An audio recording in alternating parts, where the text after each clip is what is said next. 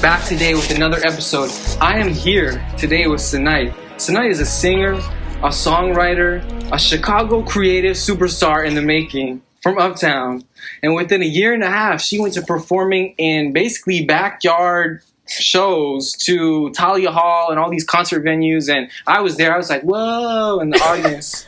So, welcome, Senite. Hello. Happy to be here. Welcome, actually, to you. To me? Thank you. To the casa. Oh, thank you. Yeah. So, was Medicated your first song to blow up, in a sense? Yeah. And what did it feel like when it hit that, million streams? Honestly, so Medicated, yeah, it was the first one to blow up.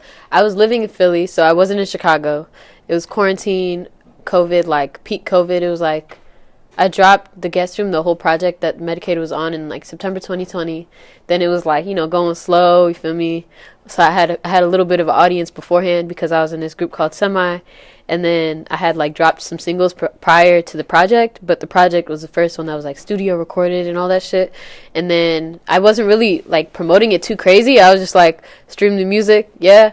And then my friend from high school was really fucking with my shit, and she had a TikTok that was blowing up, and she just was off the love shit, and she made a video, and she was like, I love Senite is great, and she just had my song in the under the video type shit. It wasn't even saying go stream this song. It was just talking about me on some love. And then some person in Brazil made a song or made a bro, I don't even know if you've seen the video, but she was dyeing her hair to the song in Brazil, and just was just dyeing her hair, whatever, in literally less than 15 hours, that shit hit 2 million views. And I was like, oh shit, that's fire, wow. And then I didn't come to terms with it, and then people were like, hey Senite, that's you. And I was like, what the fuck? And then it was the third day, and it hit 8 million. And I was like, what the hell? This is just a girl dyeing her hair. That's what I'm saying. It was no crazy that's shit, what I'm thinking. Bro. But then I was nah, and the numbers were they were increasing a little bit. I was like, oh, this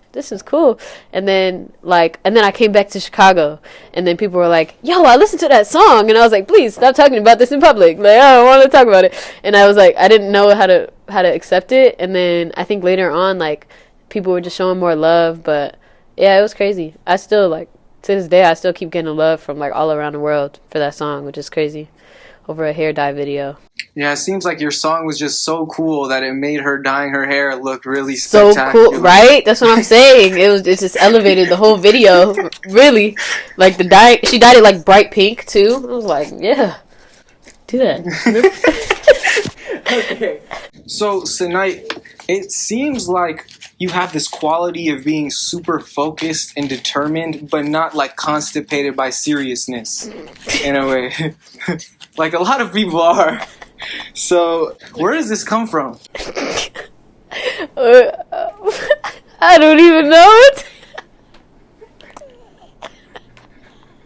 Just constipated. For real? Constipated. You gotta look at their face, they be like, all them up.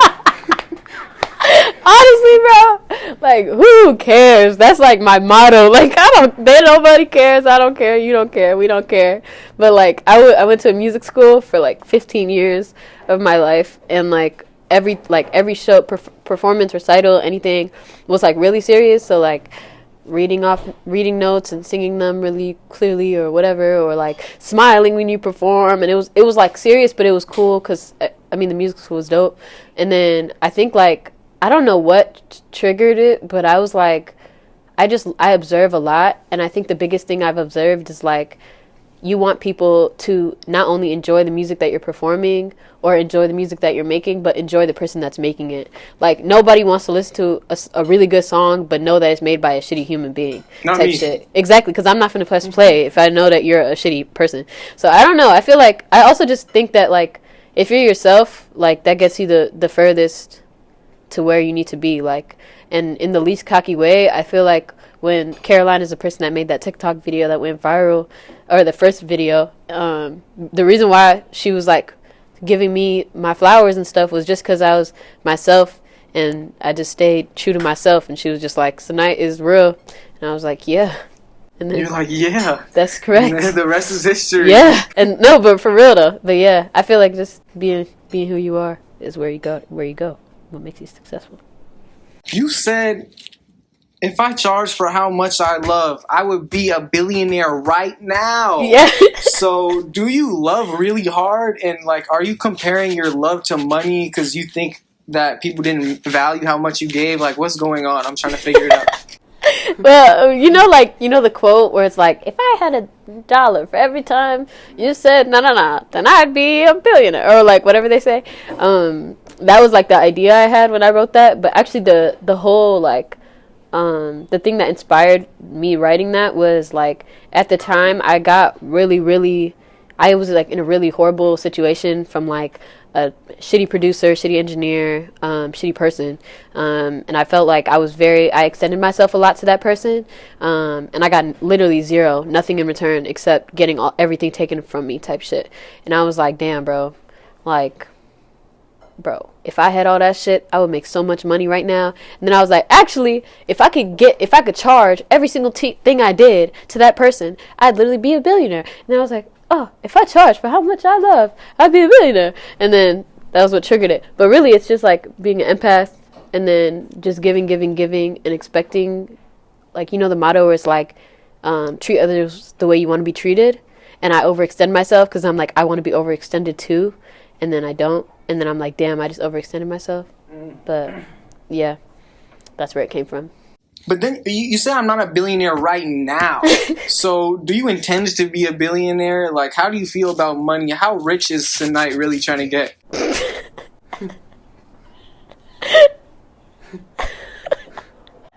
Of course I'd want to be a billionaire, bro. Like duh. But, bro, on some real, like, really, like, serious note, I didn't grow up with a lot of money, and I feel like the concept of money is really stupid to me. I feel like money is really dumb. Like, damn, why can't I afford to have heat in my home? Because, like, you feel me? Or, like, why can't I afford to have, like, a healthy meal? Like, why does it have to be more expensive or whatever? I feel like the concept of money is, like, it's stupid in America, but it's necessary in order for, like, things to happen or for you to become successful. Like, I was talking to my sister about this yesterday, and I was like, bro, I want to buy my auntie a house. I want to buy my mom a house. I want to pay off every form of debt in my family. Like, I want to bring all my cousins to America. Like, all these things where I can't do that without money. And it sucks that that's the case, but that's the whole reason why I'm working hard. You feel me? Like, yeah. So, not that there's anything wrong with this, but it seems like a lot of your love songs are kind of like melancholy. Is that just your style, or do you think there will be a day when you'll make a more joyful love song like, damn, you're so amazing? Yay.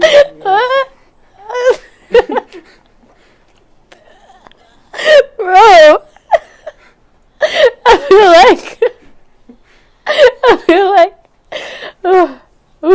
I feel like, yeah, I'm like so deeply in love that I feel like I'd be able to make a joyful love song. I just think sometimes joyful love songs are cheesy and corny, like the way that people do it, or like they make it seem like too catering centered, where it's like it's not about receiving and giving love equally. But yeah, I mean, most of my love songs were melancholy just because, yeah, that's my style. It's my swag, sad shit. But I think, yeah, at some point I'll make a happy love song. Yeah. I think there are a few artists out there who are pretty good at making happy love songs. And kudos to them, for real. I take advice anytime they're ready for it, but, it's just what comes naturally, I guess. But yeah. So sometimes you talk about having a lot of anxiety. I still, in certain situations, it depends. I could go on and on about this, but I had really bad anxiety like 2 years ago for other reasons that I also don't really want to get into. But how does your anxiety manifest in your life, and like, what do you think might heal it over time? I feel like, so my mom is a very anxious person, but she doesn't know that she's anxious. And like, it's things where it's like, oh, the way that she taught us was like to be aware of like what you say or do to people or around people. And like, then if you did it wrong, like to make sure that you think about it. And it's like, why would you, I don't know. I don't know why it's like a natural tendency now, but like, I was actually just writing about this, and it's like, you know, like when you're in a room and then you say something and it kind of gets like silent or awkward, and you're like, damn, did I just say like something that triggered somebody or whatever? And then like you go home and you're like, damn, bro, like did I really say that? Like, or did I really? And then, bro, like once, bro, this is like so embarrassing, but no, actually, no, fuck it. Actually, shout out Nina Tech. So Nina, I texted.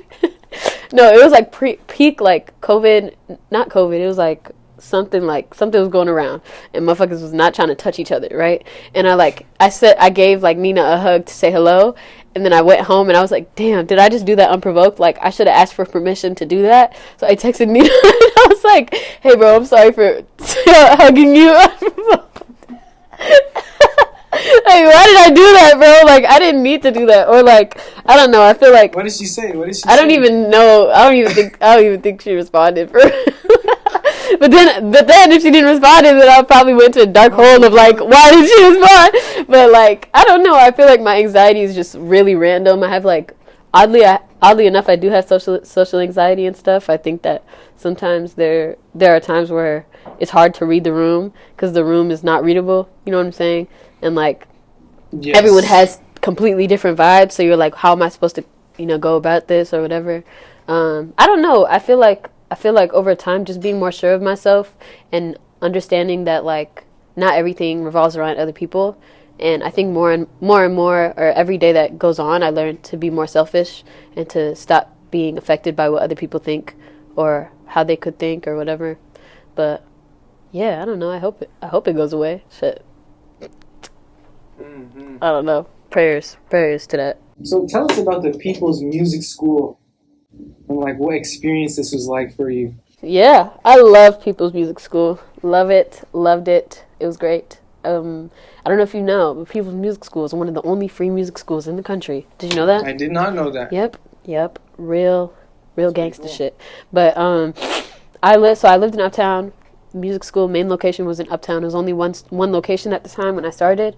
And I had two older siblings that were going there, and my parents waited in line outside to like register our like their kids type shit for like 5 days. Like they like waited. It was crazy.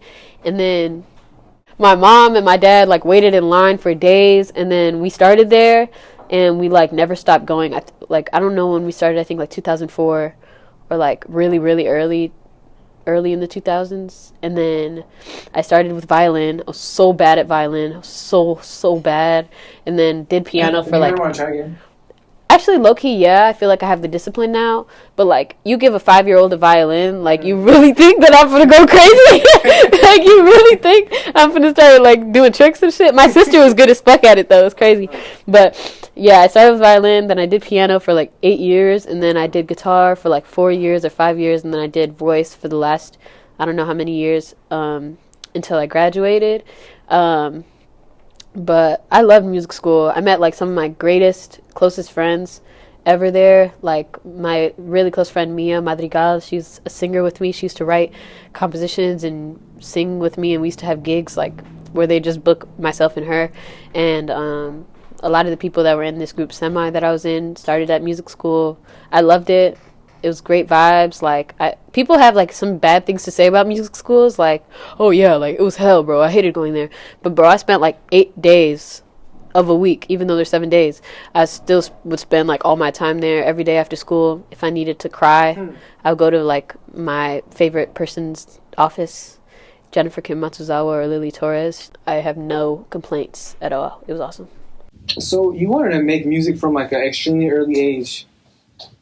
This happens sometimes with musicians, but little kids say they want to do a lot of stuff and end up like changing their mind about it. So why do you think music stayed with you? I don't know. I really don't know. You know what's crazy? Actually, so like I started out with like different dreams too, like really early before like I realized I really loved music. But I was like, I'm gonna be a chef. I'm gonna be I was like, I want to, even then I was fuck 12, but I was like, I want to be an officer that's not a police officer, but that does everything, like helps make things better. Just like the opposite. But I don't know where that came from. I don't know, but then it was that, or really then music. People would like book the music school like like children's choir for like gigs and stuff. So like the Roots booked us for House of Blues in like 2009, and I was like, I don't even know how old I was, but I was like young as hell, walking around fucking House of Blues with like Questlove and shit. Like, what the fuck? Like, I'm having fucking, I don't know, or I was at, I don't know, crazy big ass venues where I was like, yeah, this is what I want to do for the rest of my life. So I don't know, I feel like I was just inspired by other people. We'd have hella people come through the music school. We also didn't have like cable and shit, so it wasn't like I could watch TV all the time and be like, oh, I want to be a Disney Channel movie star. So I was like, I'm gonna be a superstar. So in Glory to Glory, you say, my mama don't know me. Well, damn, even I don't know me. And I think this is really profound. Yes. Because every human is constantly like a changing process that can't be defined. When did you realize that no one truly knows you, maybe not even yourself? When did I realize? Honestly, like, I like, in high school, I went to a predominantly white high school. It was like 98% white, 2% black. And I was like, bro, culture. It was, of course, culture shock because I went to a 99% black middle school. So I went from like literally black to white, literally. And like, but literally it was like that big of a change. And I didn't know how to act because it wasn't like, I feel like the greatest like lesson I could like learn was like real life, and I was like, bro, I don't even know how to act because it's like, do I act like them or do I act more like myself? Do I fit this stereotype that they're giving to me? Do I oppose it? Do I like it? It was like a huge struggle, and I feel like that kind of formed this weird like chameleon thing in my brain where like I have to like conform to whoever I'm around or like whatever environments I'm in. Primal human shit that we do. No, for real. Like, it's crazy. Like, you can be around like really negative people and become negative. You can be around really positive people and become positive. And that, like, I feel like triggered it. And then I don't know at what point, but I was like all my friends all my like original friends wasn't fucking with me off the like, bro, who are you? And then I was like, bro, I don't even know who I am. Like, damn. And like my mom is like an immigrant mother who's like, she used to be like, this is not you, Senite. Like, whenever we would argue, she'd be like, this is not you. I'm like, then who am I? And I'm like, for real, like, can you please tell me? Like, I really don't know. Like, genuinely. But I don't know. I feel like it's just like an identity thing that I just had a hard time growing into, like, understanding myself.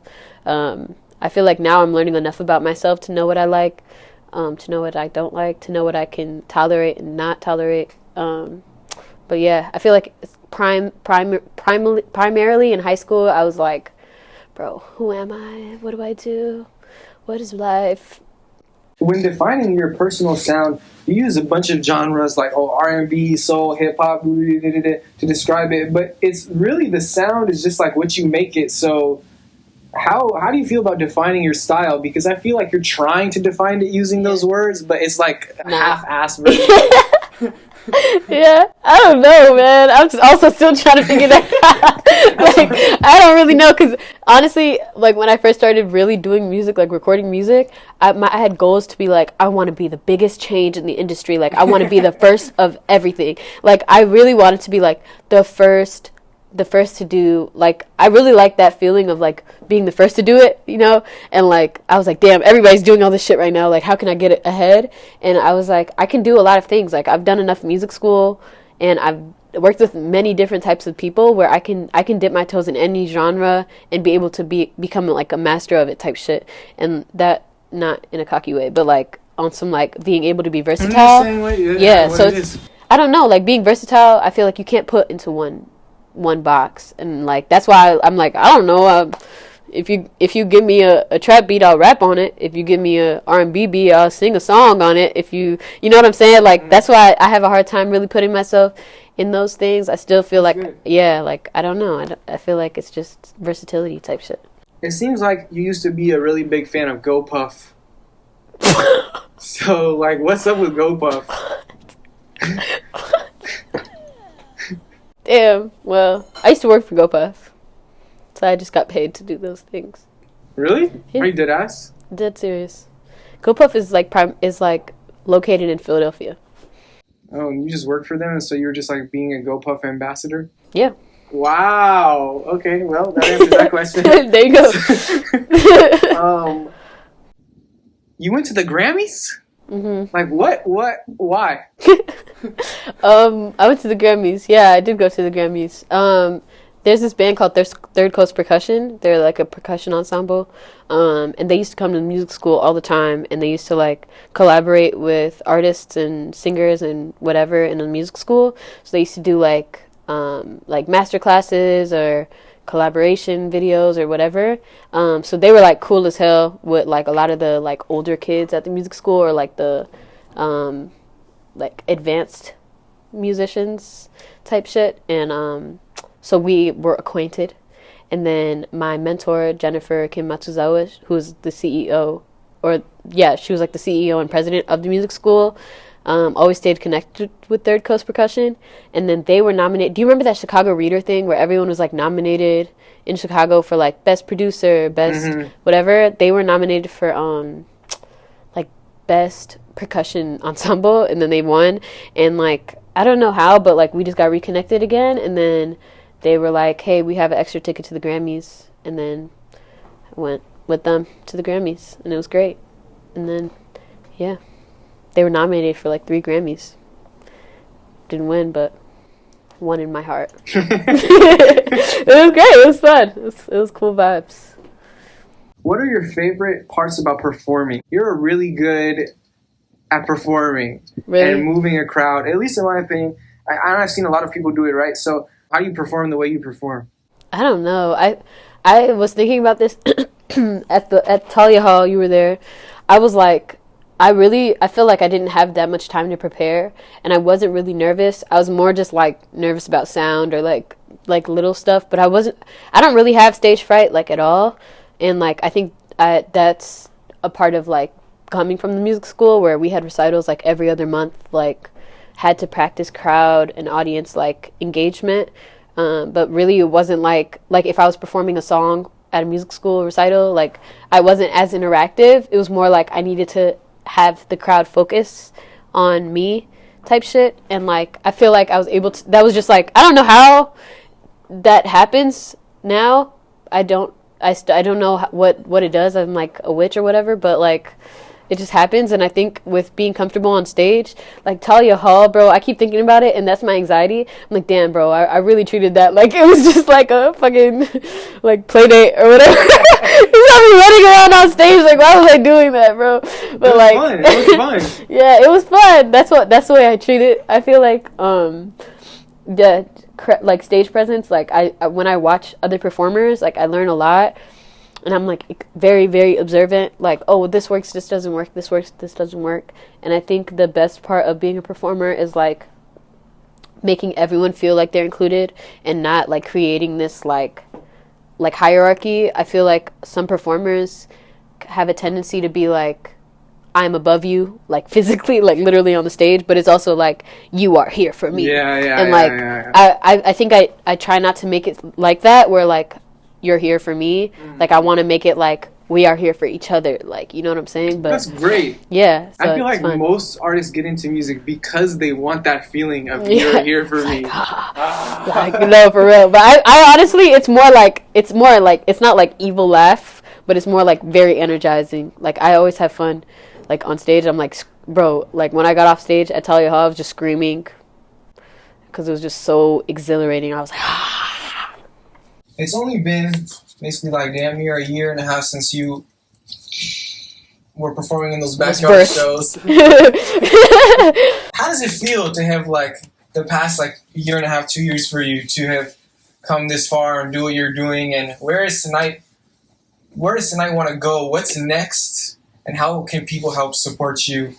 Bro, like the word is blessed, bro. Like that's all. I feel like I didn't mention it enough, but like when I was in high school, other than like writing music at music school, I was in this group called Senite, and it was like a lot of people from Northside actually. And then I was like one of the only people that went from my school that was in Senite, but I knew the other people that were in it because they were in music school and whatever. And I was like, I would link up with them before I had classes or after I had music school classes or whatever.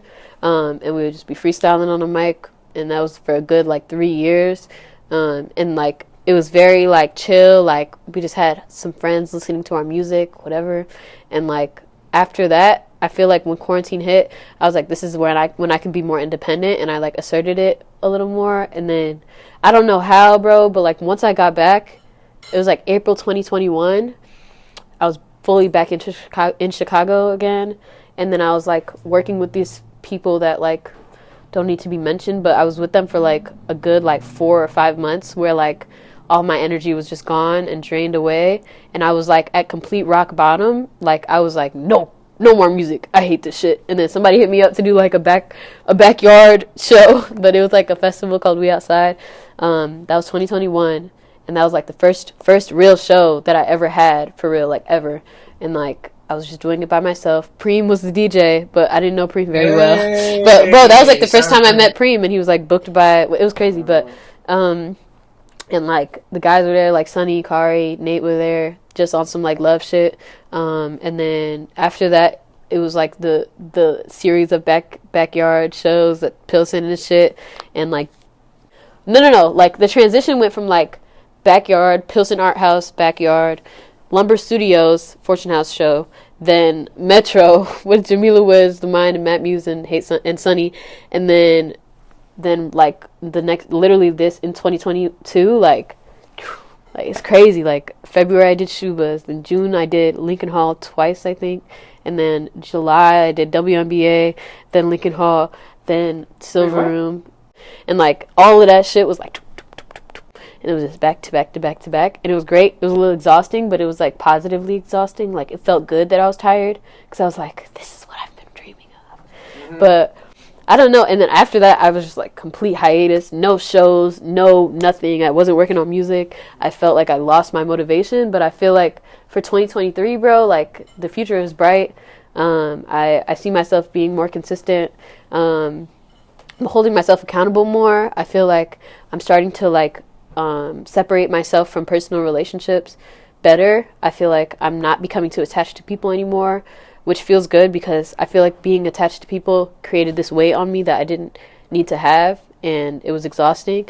But I don't know. I feel the future is bright. 2023 is going to be amazing. The beats are going to be fire. Sounds are going to be cool. I see a lot more shows, more interesting collaborations. Just coming out to shows is like the best way of supporting and streaming the music and showing love and staying positive and not being a hater. And loving yourself and enjoying your time alone, and yeah. Thank you so much for joining me today. Thank you for having me today. You're welcome.